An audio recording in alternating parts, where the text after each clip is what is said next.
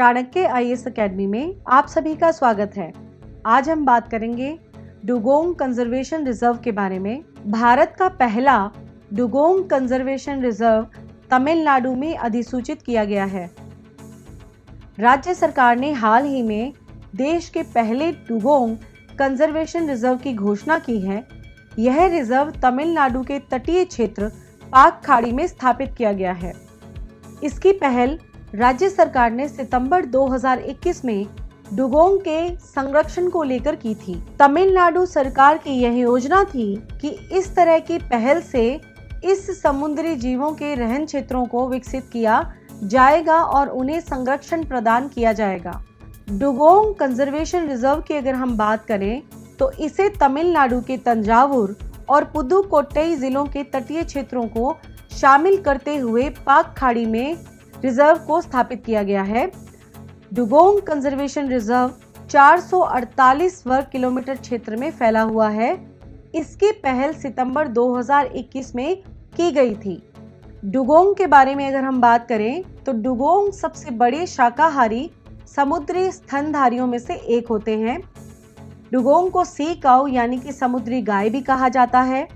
ये समुद्री घास वाले समुद्री क्षेत्र में निवास करते हैं। यह सिरेनिया प्रजाति का जीव है। यह जीव वन्य जीव संरक्षण अधिनियम 1972 की अनुसूची 1 में अधिसूचित है। साथ ही IUCN की रेड लिस्ट की संवेदनशील श्रेणी में यह शामिल है। डुगोंग को समुद्री पारिस्थितिकी तंत्र का अहम हिस्सा माना जाता है, इसलिए इनका संरक्षण अति महत्वपूर्ण है। इनका आवास क्षेत्र कई मछलियों और समुद्री जीवों का प्रजनन और भोजन क्षेत्र होता है। ये जीव भारत में मन्नार की खाड़ी, पाक खाड़ी, अंडमान तथा निकोबार द्वीप समूहों, गुजरात के तटीय क्षेत्र कच्छ की खाड़ी में पाए जाते हैं। ये जीव समुद्री घास को खाते हैं, इसलिए समुद्री घास क्षेत्र का संरक्षण बेहद जरूरी हो जाता है। ट्रोलिंग यानी कि मछली पकड़ने का एक तरीका जिसके कारण समुद्री घासों और प्रवाल भित्तियां नष्ट होती हैं, अतः इस प्रकार की एक्टिविटी की भी समीक्षा यहाँ की जानी चाहिए। अगर हम बात करें तमिलनाडु में जैव विविधता की, तो तमिलनाडु का तटीय क्षेत्र जैसे मन्नार की खाड़ी, पाक खाड़ी और राज्य का पूर्वी तटीय क्षेत्र समृद्ध समुद्री जैव विविधता का एक प्रमुख केंद्र है। इन क्षेत्रों में कई दुर्लभ और लुप्तप्राय मछलियों और कछुओं की प्रजातियों सहित समुद्री जीव निवास करते हैं। तमिलनाडु की तटरेखा 1076 किलोमीटर लंबी है, जिसमें राज्य के 14 तटीय जिले शामिल हैं। अब हम बात करेंगे IUCN की रेड लिस्ट यानी कि लाल सूची के बारे में। International Union for Conservation of Nature की Red List of threats species की स्थापना 1964 में की गई थी। यह दुनिया की जैविक प्रजातियों के संरक्षण की स्थिति का सबसे बड़ा सूचना स्रोत है, जिसमें पशु, कवक, पौधों की प्रजातियों की दुनिया भर से विलुप्त होने की स्थिति की जानकारी समाहित होती है। IUCN रेड लिस्ट विश्व की जैव विविधता के स्वास्थ्य के बारे में महत्वपूर्ण जानकारी भी रखता है। यह जैव विविधता संरक्षण और नीति परिवर्तन हेतु कार्रवाई करने के लिए एक शक्तिशाली उपकरण है। यह प्राकृतिक संसाधनों की रक्षा के लिए महत्वपूर्ण है, जिन्हें हमें बचाना अति आवश्यक है।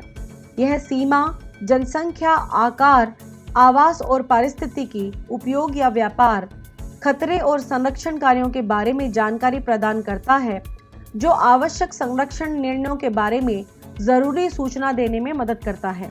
अगर हम IUCN की रेड लिस्ट की बात करें तो इसमें 8 श्रेणियां शामिल होती हैं। सबसे पहला है विलुप्त। किसी विशेष जानवर या पौधे की प्रजाति की विलुप्ति तब होती है जब दुनिया में कहीं भी वह प्रजाति जीवित ही नहीं होती है। जंगली मगर विलुप्त यानी कि जंगली हैं लेकिन विलुप्त हैं। गंभीर रूप से खतरे में, जो जंगली हैं जिनके विलुप्त होने का अत्यधिक खतरा है। खतरे में इस श्रेणी में वो आते हैं जो जंगली हैं जिनके विलुप्त होने का बहुत अधिक खतरा है। अति संवेदनशील, जो जंगली हैं जिनके विलुप्त होने का अधिक खतरा है। खतरे के पास यानी कि भविष्य में इनके खतरे की श्रेणी में आने की आशंका है, जिनके बारे में कम से कम चिंता हो। जिसे अधिक खतरे वाले श्रेणी में नहीं रखा जा सकता है। आंकड़ों की कमी, इस श्रेणी में वो आते हैं जो मूल्यांकन करने के लिए जिनके आंकड़ों की कमी होती है। इन 8 सूची के अलावा एक 9वीं श्रेणी भी है, उसमें उन प्रजातियों को रखा जाता है जो अभी तक जिनका मूल्यांकन नहीं किया जा सका है किसी भी कारण से। इस प्रकार आज का हमारा ये टॉपिक यहीं पर समाप्त होता है। हम कल फिर मिलेंगे एक नए टॉपिक और नई जानकारियों के साथ। आप हमारे YouTube चैनल को लाइक, शेयर और सब्सक्राइब करना ना भूलें। Thank you so much. Don't forget to like, share and subscribe to our channel and press the bell icon to never miss an update.